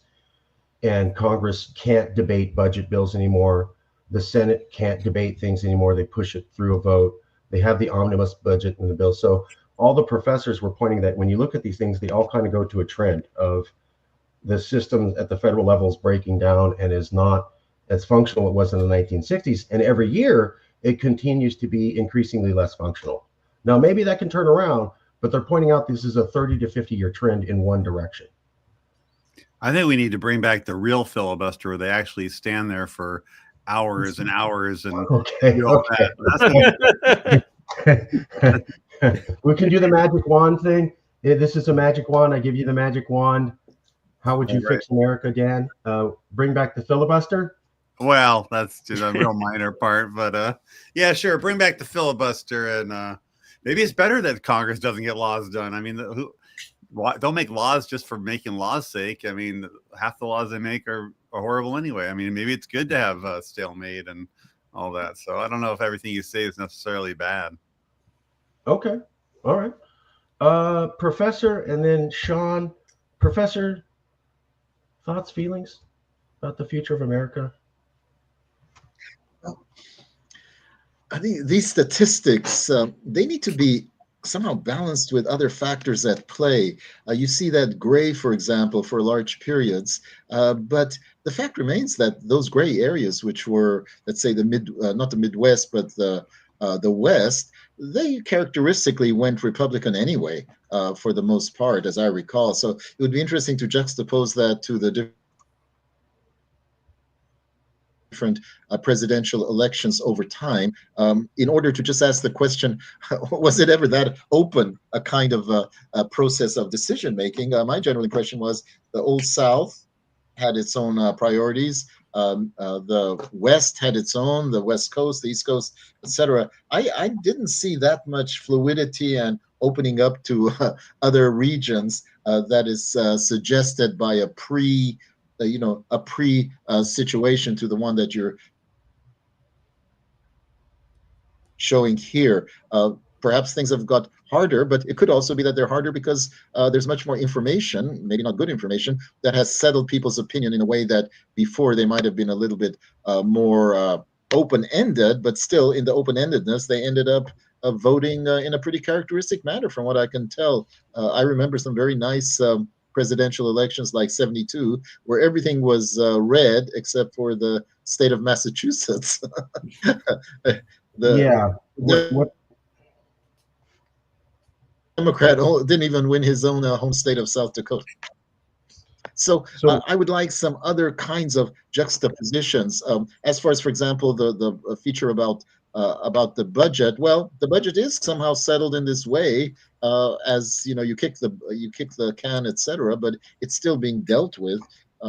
So I'm not perfectly sure that by itself, what you're showing settles me into the view that everything has become so hardened in a way that somehow didn't exist before, whatever your point of departure date is, whether it's the 70s or 80s or so on. Certainly, there are different factors at play. I wouldn't deny that. For example, 1927, 1962, that you brought up, could easily be seen as a kind of a unity, with the heart of it being the Great Depression and World War II, and then a kind of progressive politics initiated mainly by FDR, and that fizzled out by the late 50s as you have gradually the emergence of the new conservatives of Goldwater in 60, 61, and so on. So again, you know, these little units of time have to be seen in their own respect in order for us to get some kind of sense of what these statistics that you're showing us mean. But I'm very happy to see them. Don't misunderstand me. They do lead me to ask a lot of questions. I really appreciate you being willing to review the book. If you'd like a copy of the book, email me, marcus.ruiz.evans@gmail.com. This is a chart that goes back to the 1960s. I know it's a little bit hard to see. Basically, what it shows is that you would have impossible. You would have an election, like you said, 1980 or 70, where almost all the country was red. The difference was that the next election, it would flip blue. And so you would have it where, okay, it's all red, but then the next one's all blue. What they're saying now is that since the 1990s, that pattern has stopped, that the blue areas no longer flip back red. The red areas never flip back blue. They just get more intense in their colors. And that is a pattern that was not seen since basically the 1970s to the 1990s. So this pattern actually goes back to the 1950s. You had reverse districts from 1950 to about 1990. And then roughly in 1990, that period that existed for the previous 3 decades just completely stopped and started going a totally different path. That's why it's called the big sort. And that's why they're pointing to that. They go, this is a pattern that has not behaved the way that America did previously and has shown no signs of change since the 1990s. That's what bothers them. Now, maybe it could change, but for 3 decades. How would that be connected to figures for? Sorry, how would it be connected to figures for the mobility of residents over the same period? Do we have more or less the same? Because that could also play a role. If people are more Absolutely. settled in certain regions, Yeah. then of course things also have Well, a way of hardening. Professor, that's exactly what I'm thinking as he's having this discussion. I mean, I like to think a lot about constitutional history, but when the Constitution was written, we had this idea of having a laboratory of democracy and having these independent states that would have different systems and test things, and we'd learn from each other and all that.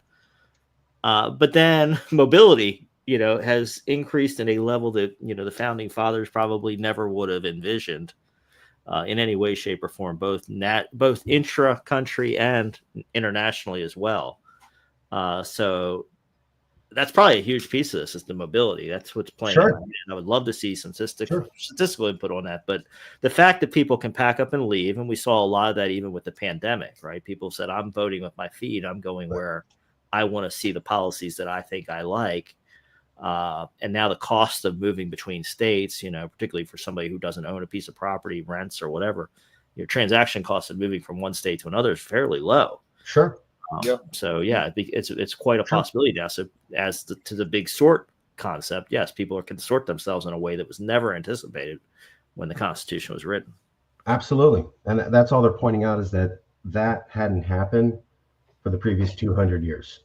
And that basically from the 1990s to now, we're pushing about 4 decades, it's going in one direction with no signs of it going in the opposite direction. And they're asking, does that mean it continues this way?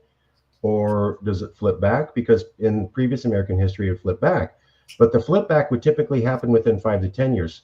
Since we're at the 30 to 40 year mark, they're starting to go, we don't know if it's ever going to flip back because I think the historic flip backs was about parties changing their positions, people not liking the way one administration went, going different ways on policies back and forth. I think that's what was causing the flip back prior to, say, the 60s or the 70s. I think in the 80s, 90s, and now the flip is because people are being mobile and relocating. That's my gut instinct. I don't have the data for it, but my gut instinct is the flip back and forth, pre-1970s period was because people were changing parties. And of course, you got to remember, Republican and Democrat parties, they changed their policies, right? And we're seeing it right now. They changed their platforms. Right. If you looked at the platforms of the Democrat Party, in the 60s versus the Republican Party now, you see a lot of overlap. Right. I mean, they've changed their platforms so much that the parties actually changed. And that process was going on. It's still going on today. But I think the new piece is the people are moving at a greater numbers, I think. But I don't have the numbers to point that out. Yeah. Let's say it's all about movement. That still means that we could possibly go to a future that's even more landlocked, where it's no independent. That's my working assumption of where we're headed personally. Is that good for democracy to get to a point where we always vote Republican every single election, decade after decade, don't even try to run here, we're not interested in any of your ideas, or we always vote Democrat, don't even try to run here, we're not going to listen to anything your guy has to say, and that basically never changes. So this is a personal question that's been in my head for 30 plus years, since the fall of the Berlin Wall and the collapse of the Soviet Union. What is America and what is the purpose of America? Right. This has been a question that's been in my head now for 3 to 4 decades. And if we don't have an answer of what is America and what is the purpose of America, it becomes hard to sort a lot of these questions, That's a good point. Professor, we're winding down. I really appreciate both you. Last comments, Professor? Thoughts? Yeah, I want to pick up what Mr. McBride brought up, which is a much kind of overview to consider. Last week, I very quickly brought up a little point, which I'd like to elaborate right now, and that is that in terms of Russia, the old Soviet Union, Russia, and the United States, one of the features that I've written about is the extent to which Putin and his minions have presented themselves actually as followers of Genghis Khan, with the idea of a great land empire, that there's something intrinsically superior to what they would call the Tellurian, the large land empire, versus the the countries or the cultures that are along the coast, which they demean as producing things like open markets, open portal cities, and all kinds of licentious activities, often called the thalassic. And I think there's something to be said for that when we look at the map of the U.S. generally, because the heartland goes Republican in a kind of a Putin manner, and it's really the coast. It's the West Coast and the East Coast, which, as my good friend Peter Murphy in Australia has written, is about portal cities, about cities that are portals. They open themselves up to immigration, to ideas, to differences, to, again, diversity. And I think that's one of the features that's worth noting in a very, very generalized way. The idea between landlocked types of mentalities and coastal types of mentalities. I would just bring that up. I live in the Central Valley, the area that everybody's saying went red. By the way, it only barely went red. That's what this map shows. So I've had this debate with some conservatives. They're like, oh, California's turning all red. And I go, that's because you're showing the red-blue map.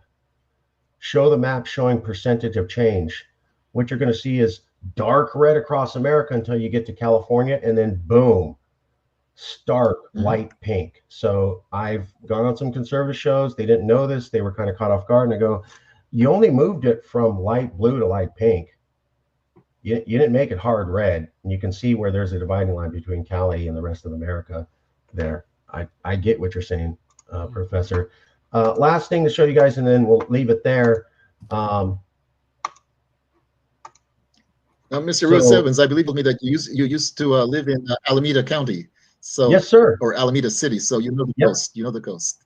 Yes, I lived in Alameda, San Bernardino, the Inland Empire, San Diego. You know the difference for sure. Monterey Park, the Pocket in Sacramento, West Sac, Alameda, Oakland, and Fresno. Let me show you this real quick. I'm not saying this is the case. I'm just pointing out what some other people have said. Okay, so Professor Roger Davidson, Diverging Parties, describes an existing party division as a very deep chasm and asserts that the nation is currently in the midst of the most partisan era since Reconstruction, the period right after the Civil War. These are people who are actually saying this. Professor Abraham Lowen, Alan Abramowitz draws a historical parallel, suggesting that one might need to go back to the years preceding the Civil War to find a period where we're just as polarized. Professors Hare and Keith T. Poole, Polarization in Contemporary American Politics 2014, state that political elites in the United States are more polarized than at any time since the Civil War. James Lowe, USC, analyzes voting records and concludes that Congress is more polarized now than at any time since the 1870s Reconstruction era. Professors Lee, Nab, Foujuan, and Privet describe extreme social and political polarization not seen since the Civil War. Robert Putnam, the famous sociologist, one of the most famous sociologists in America, Robert Putnam, expresses concern about the increased polarization, saying the country is now more divided than the Civil War. He said that in 2020. Princeton University historian Sean Willits in 2021. Ray Dalio from Bridgewater 2022. The Economist in the YouGov poll 2022 said that 40% of Americans believe that. Professor Mark Hetherington 2022. Professor Barbara Walter, University of California, San Diego 2022. UC Davis study, and finally Professor Scott Scraufnagel, Northern Illinois University 2023. Maybe they're all wrong, but why are a bunch of professors and experts in the field of political polarization and Robert Putnam, one of the most well-respected sociologists in America, saying things look close to the Civil War? Why are these people saying this? And why are they using data to say that? Well, which is it? Is it the most polarized since before the Civil War, since during the Civil War, since Reconstruction? I mean, we're choosing different most polarization periods in the past, which suggests that much of the time in the past it was polarized.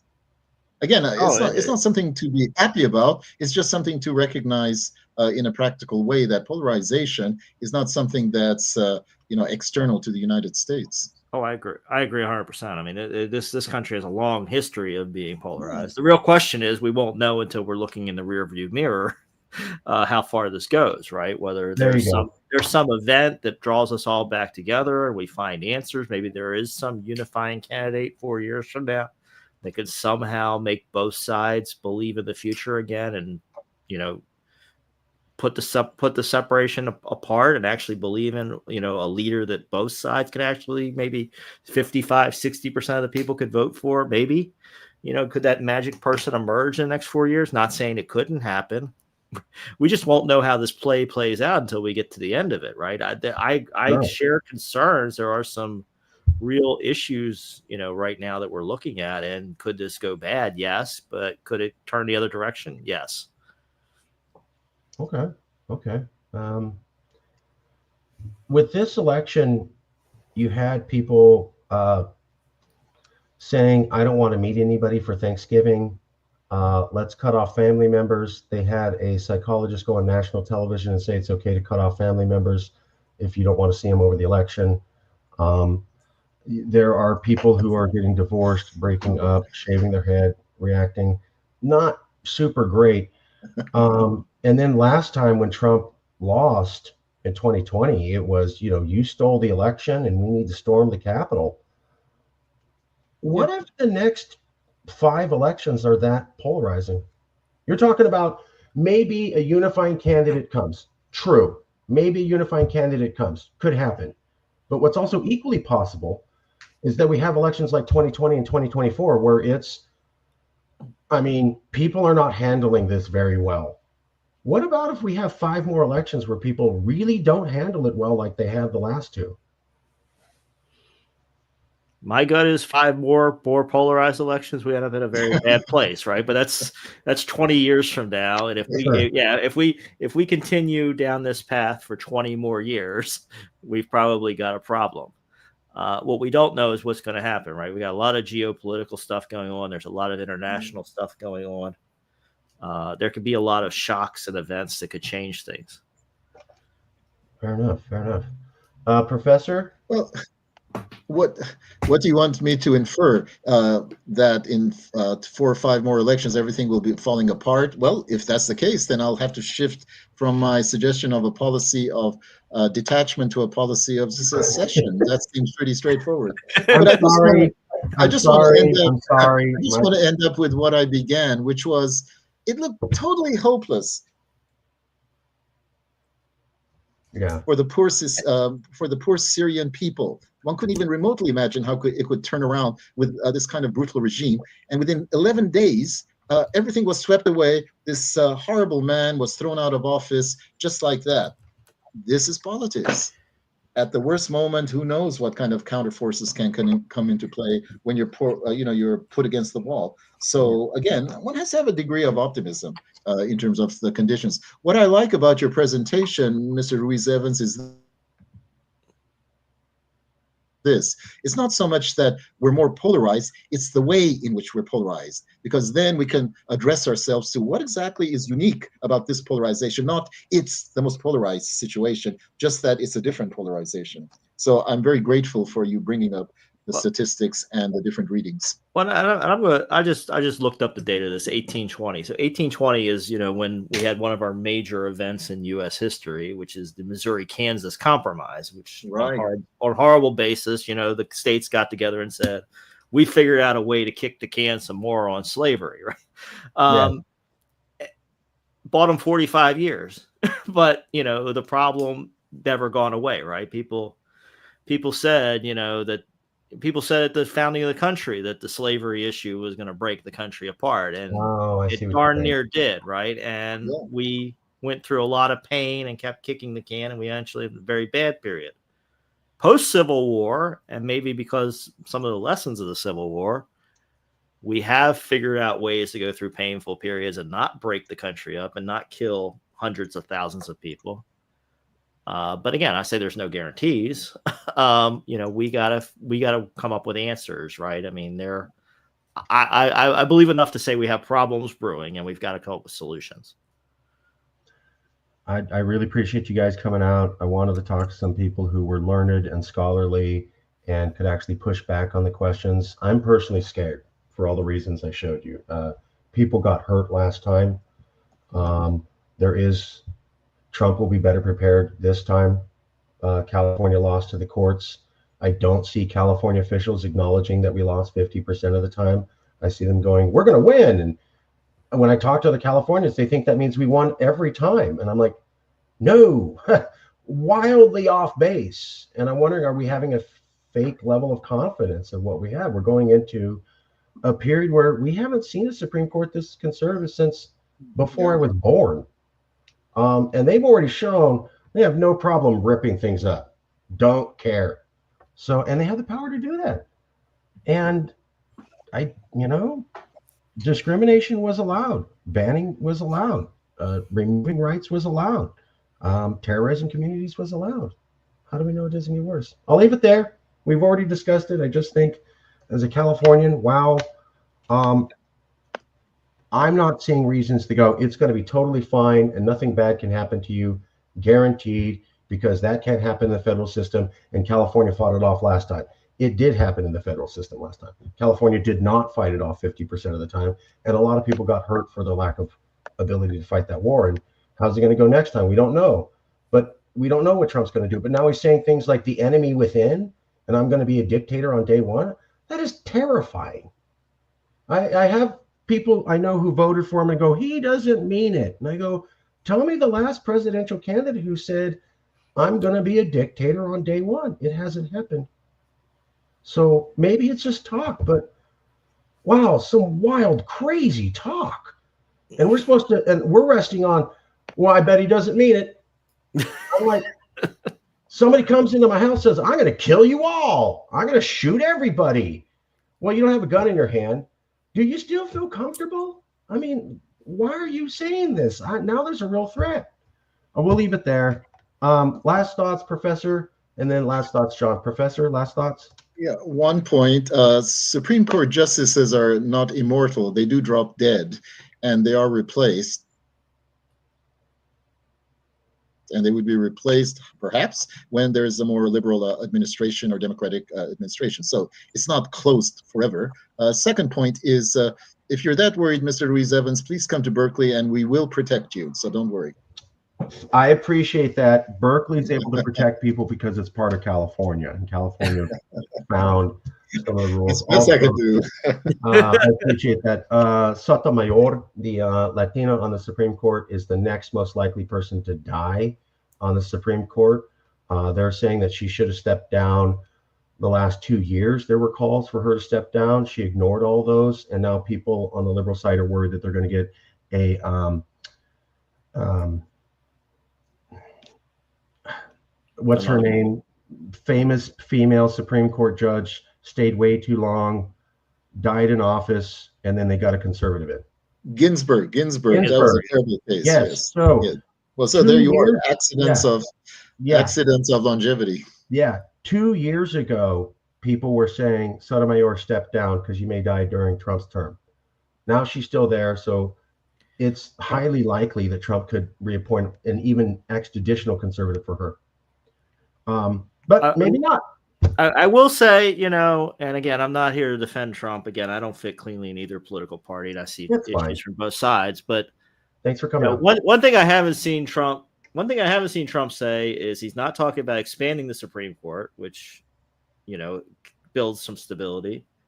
He's not talked about killing the filibuster, so that adds some stability. So, some of these institutions do add stability, right? And hopefully we're using them the right way. And, the question is, how do we play the game? And the problem is, there's been more and more cards on the table as this country moves forward. So I think everybody keeps a watchful eye, and this is not a perfect system. It needs people to be involved, which hopefully is what today's discussion was about. So I'm glad we're having these types of discussions. And we are looking for answers, and that's where the answer is going to come from. And if we know anything from the history of politics, there's no perfect answers. There's been no political system developed to date that is perfect and protects everybody and works correctly. It's just humans, right? We do not have perfect systems. We do not have perfect politics.